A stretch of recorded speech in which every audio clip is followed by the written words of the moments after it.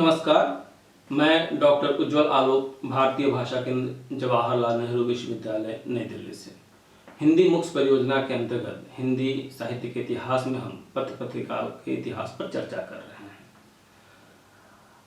हैं। पिछले वीडियो में हमने भारतेंदु युगीन और उसके शैशवावस्था पर द्विवेदी युगीन पत्र पत्रिका पर बातचीत की।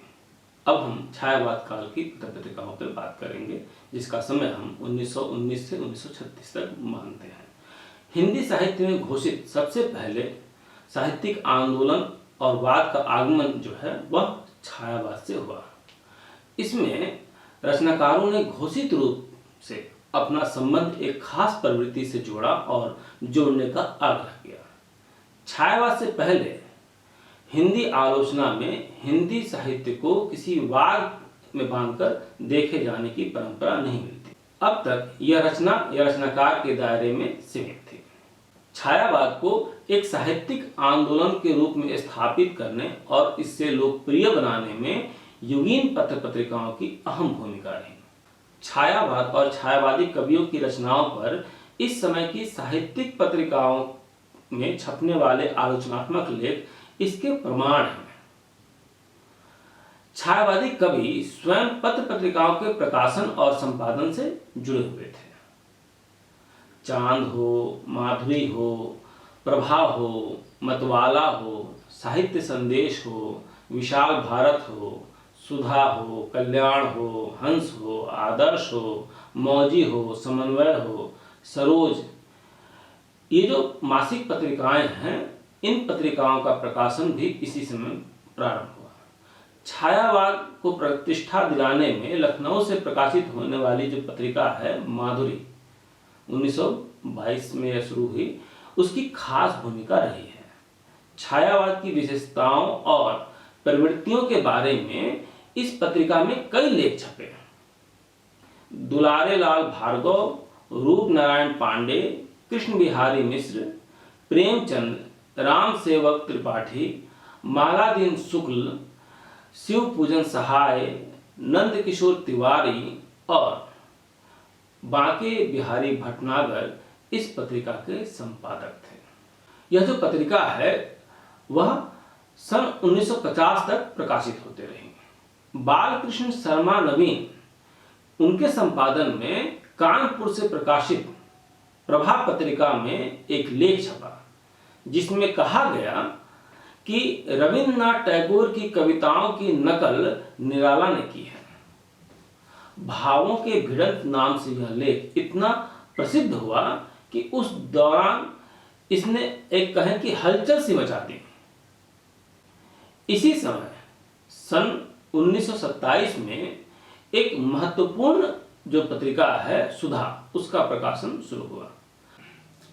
इसी समय सन 1927 में एक महत्वपूर्ण पत्रिका सुधा का प्रकाशन हुआ।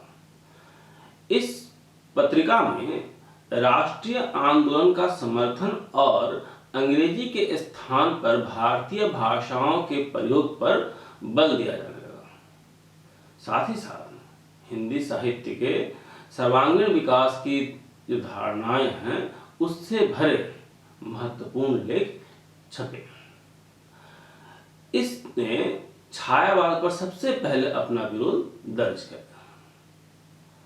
लखनऊ से प्रकाशित होने वाले इस पत्रिका का संपादन निराला ने भी कुछ समय के लिए किया था। सुधा से पहले निराला समन्वय का संपादन कर चुके थे। समन्वय जो कि 1922 से प्रकाशित हुआ, रामकृष्ण आश्रम कोलकाता का पत्र था। इसके प्रधान संपादक थे स्वामी माधवानंद और सहायक संपादक के रूप में सूर्यकांत त्रिपाठी निराला ने अपनी भूमिका निभाई थी। निराला के साहित्यिक जीवन का प्रारंभ इसी पत्रिका के साथ हुआ। उन्होंने इस पत्रिका के दार्शनिक रूप को साहित्यिक स्वरूप दिया। इस पत्रिका में निराला एक दार्शनिक के छद्म नाम से लिखते थे। मासिक पत्रिका चांद, जिसकी शुरुआत 1922 से हुई थी, का प्रकाशन प्रयाग से हुआ। इसके संपादक रामरख सहगल थे। बाद में चंडी प्रसाद हृदयेश और महादेव वर्मा ने भी इसका संपादन किया। चांद पत्रिका में ही महादेवी वर्मा का अधिकांश साहित्य छपा है। छायावाद के प्रसिद्ध रचनाकारों में से सुमित्रा नंदन पंत ने ये जो रूपाब है, रूपाब का प्रकाशन किया। इस समय की एक अन्य जो महत्वपूर्ण पत्रिका है मतवाला थी। इस पत्रिका का प्रकाशन सन 1923 में शुरू हुआ। कोलकाता से सेठ महादेव, शिवपूजन सहाय, किशोरी लाल चौधरी और मुंशी नौजादिक लाल ने संयुक्त रूप से किया था। बाद में सूर्यकांत त्रिपाठी निराला ने भी इसका संपादन किया। निराला की कविता जूही की कली, सरोज, बादल राग, ये जो उत्कृष्ट कविताएं हैं ये मतवाला में ही प्रकाशित हुई थी। सन 1925 में एक महत्वपूर्ण पत्रिका विशाल भारत का प्रकाशन शुरू हुआ। कोलकाता से प्रकाशित होने वाली इस पत्रिका के संपादक बनारसी दास चतुर्वेदी थे। इस पत्रिका ने निराला और छायावाद को सर्वोपरि रखा। कुछ लोगों ने इसका विरोध किया और पत्रिका में लेखों द्वारा क्रिया प्रतिक्रिया की जो सिलसिला है वो लंबे समय तक चलता रहा।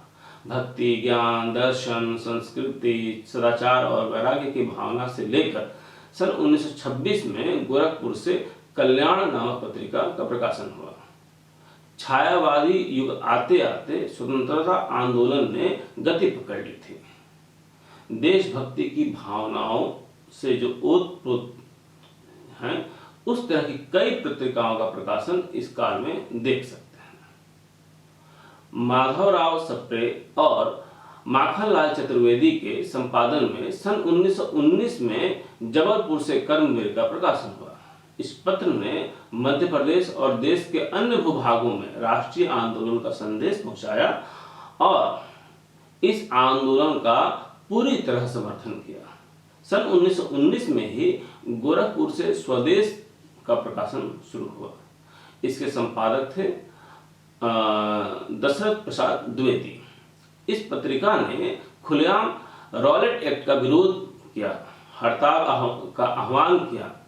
सन 1920 में वाराणसी से बाबूराव विष्णुराव पराड़कर ने दैनिक समाचार पत्र आज का प्रकाशन शुरू किया।